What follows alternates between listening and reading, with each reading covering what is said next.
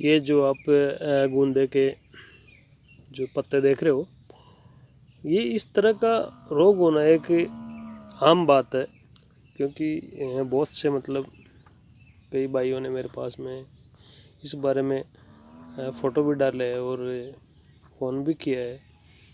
तो ये एक गूंदे में एक लीफ कर्ल वायरस होता है, जो ये देख रहे हो आप, ब्लैक धब्बे भी हो जाते हैं, दाने सीख भी निकल आते हैं, और ये जो आपको दिखा रहा हूँ कई पत्ते उनके सूख भी जाते हैं।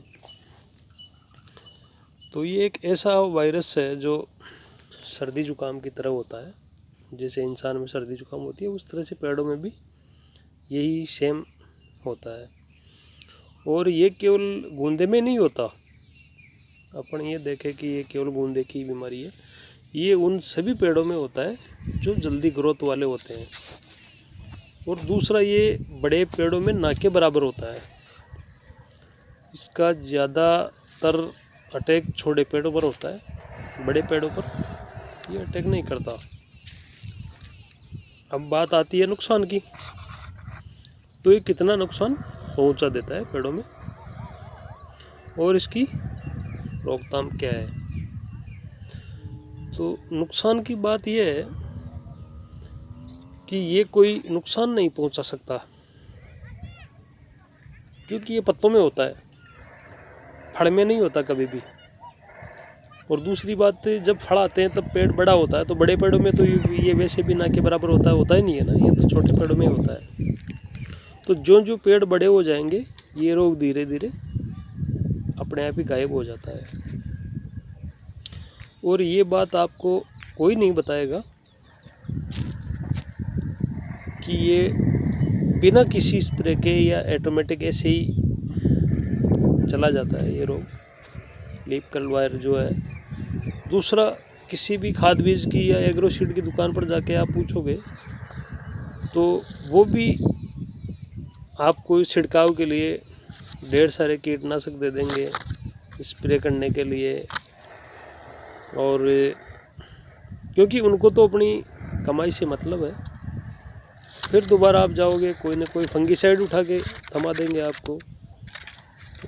ये मतलब वो वाली बात है।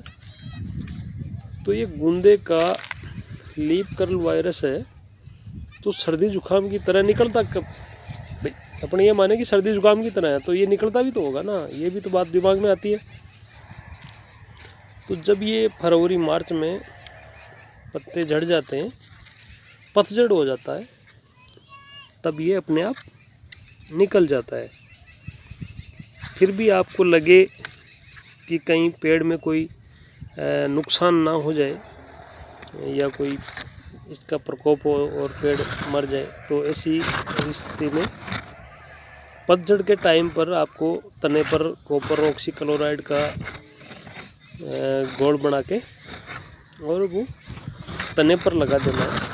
और दूसरा, इससे भी सस्ता इलाज ये है कि जो चूना होता है, सफ़ेदी के काम में लिया जाता है, जिसको 1 केजी चूने में 50 ग्राम नीला थोथा मिलाकर उसको अच्छी तरह से घोल बना के मिक्स हो जाए, तो ब्रश की सहायता से तने के चारों ओर लगा दो। चूना और नीला थोथा ये एक मतलब इस तरह से काम करता है जैसे अपना सर्दियों में च्यवनप्राश खाते हैं ना, उस तरह से ये पेड़ का इम्यूनिटी बढ़ा देता है। तो ये बहुत ही बढ़िया कारगर तरीका है जो मैं अक्सर यूज में यही लेता हूँ। छोटा मोटा वायरस इससे कोई भी असर नहीं करता।